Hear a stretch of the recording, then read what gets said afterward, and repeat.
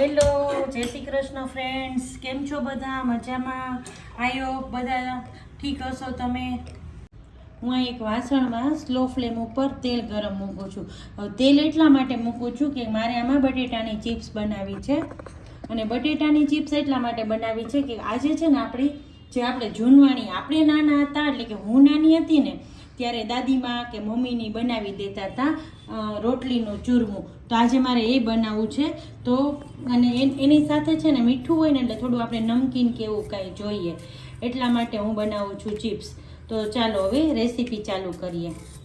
તો પહેલાં હું બટેટા છોલી લઉં છું અને મેં અહીંયા સ્લો ફ્લેમ ઉપર તેલે ગરમ મૂકી દીધું છે. એટલે જ્યાં સુધી આપણે કટ કરી લેશું ને બટેટા ત્યાં આપણું તેલે ગરમ થઈ જાય.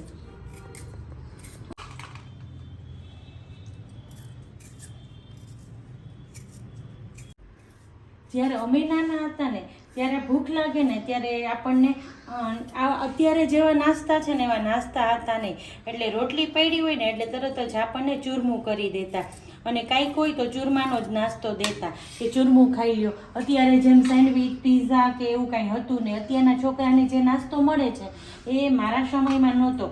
એટલે ત્યારે ચૂરમું બનાવતા અને ચૂરમું જ અવારનવાર દેતા હતા. હા, સેવ મમરા કે ઢોકળા કે એવું હોય, પણ ચૂરમું બધા બહુ ખાસ પસંદ કરતા હતા. એટલે આજે હું ચૂરમું બનાવું છું. હવે વિસરાઈ ગયું છે, બહુ બધા બનાવતા નથી ને આજના છોકરાઓને તો ભાવતું પણ નથી, પણ હું આજે બનાવું છું કારણ કે મારા છોકરાઓને ભાવે છે એટલા માટે. મેં 2 મોટા બટેટા લઈ લીધા છે અને એને લંબાઈમાં આ રીતે કટ કરી નાખું છું. અને મેં છે ને અહીંયા આ જારીવાળું વાસણ લીધું છે કારણ કે આને કટ કરી અને પછી ધોઈ લેવાના છે એટલા માટે.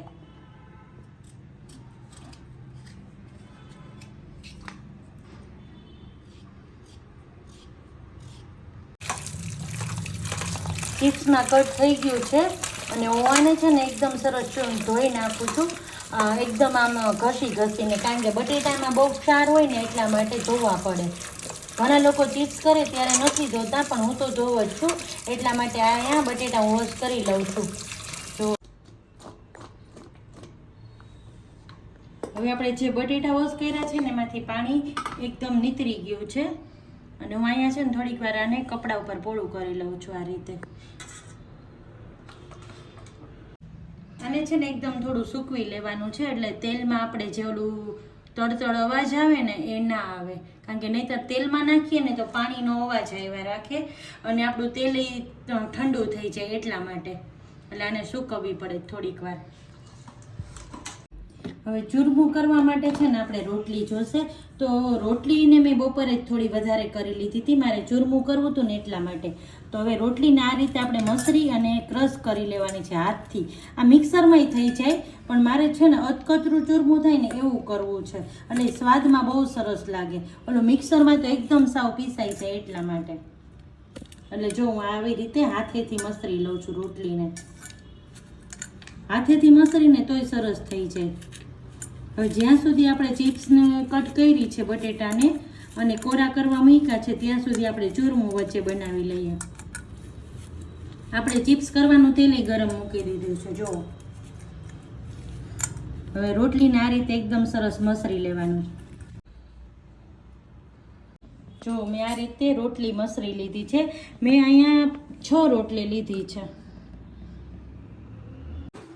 પેન લઈ લીધું છે અને એમાં છે ને હું પેલા ઘી મૂકું છું. જો હું છે ને આ ચૂરમું ગોળની પાય લઈને કરવાની છું. ઘણા એમનેમ કાચું ઘી અને કાચો ગોળ નાખીને કરી નાખે છે, પણ હું આ રીતે જો ઘી ગરમ મૂકી દીધું છે પેનમાં અને હવે એમાં નાખું છું ગોળ. ગોળમાં તમારે જેટલી સ્વીટનેસ જોઈતી હોય ને એ પ્રમાણનો ગોળ નાખવાનો. મેં આ ચમચી લીધી છે અને 3 ચમચી જેટલો ગોળ નાખ્યો છે. હવે જો ઘી એકદમ ગરમ થઈ ગયું છે અને આવી રીતે ચલાવી લેવાનું છે. હવે અત્યારે છે ને મેં ગેસ બંધ કરી દીધો છે કારણ કે ગરમ ઘીમાં ગોળને ઓગળતા વાર નથી લાગતી, અને બહુ જ ગરમ થઈ જાય ને તો ગોળે એકદમ કડક થઈ જાય, ચૂરમું ભાવે નહીં એટલા માટે. એટલે આ ગોળ ઓગળી ગયો છે, આને બનતા વાર નથી લાગતી. જો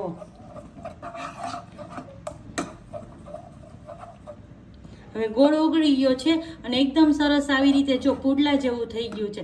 હવે પુડલા જેવું થઈ જાય ને ત્યારે આપણે આ ચૂરમું નાખી દેવાનું છે. રોટલી જે ભૈંસરી હતી ને હા એ.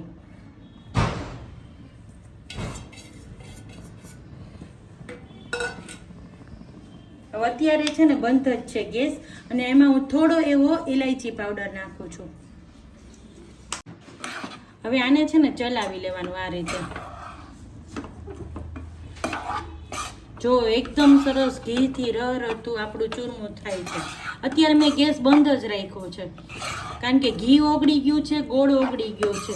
અત્યારે જો ગેસ ચાલુ રાખશું ને તો ઘી અને ગોળની પાઈ છે ને તણાઈ જાય અને આપણને એ ચૂરમું ભાવે નહીં. હવે આમાં છે ને તમે બીજી કોઈ બી વસ્તુ જાયફળ કે બીજું ડ્રાયફ્રૂટ એ નાખી શકો, પણ મારા છોકરાઓને નથી ભાવતું અંદર એટલે મેં નથી નાખ્યું. જો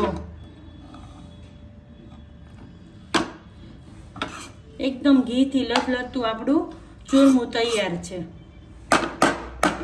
હવે આને હું થોડી વાર માટે ઢાંકી દઉં છું. હવે જો અહીંયા આપણે તેલ ગરમ થઈ ગયું છે અને હવે એમાં ચિપ્સ નાખી દઈ તળવા. જો આપણે પહેલાં ચિપ્સ સૂકવી લીધી હતી, સરસ સુકાઈ ગઈ છે અને તેલ ગરમ થઈ ગયું છે. તો હવે તેલમાં આપણે ચિપ્સ નાખી દઈએ.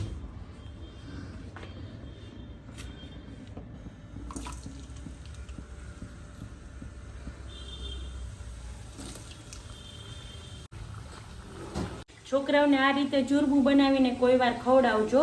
અત્યારના છોકરાઓ ખાતા નથી પણ આવી રીતે બનાવજો, ભાવશે છોકરાઓને અને હેલ્ધી પણ છે.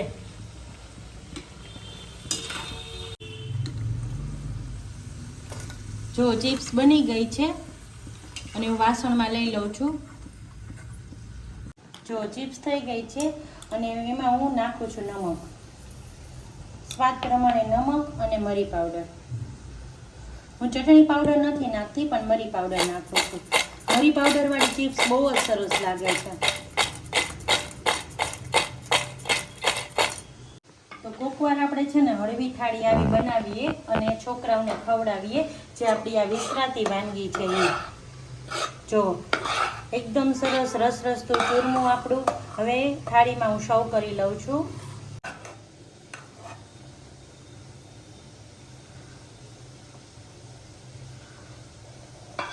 તો સાથે છે ને થોડુંક આપણે ખારું લાગે ને એટલા માટે મૂક્યો છે પાપડ અને આપણે જે બનાવી છે એ ચિપ્સ. થોડુંક મીઠું હોય એની સાથે ચિપ્સ ને પાપડ ને એવું સારું લાગે. અને આપણા બધાની પ્યારી છાશ. હું નાખું છું થોડો એવો શેકેલા જીરાનો પાવડર. આ થાળી ઝડપથી નહીં બની જાય છે, સિમ્પલ છે પણ સાથે ટેસ્ટી છે. તો આવી જાઓ બધા તમે જમવા.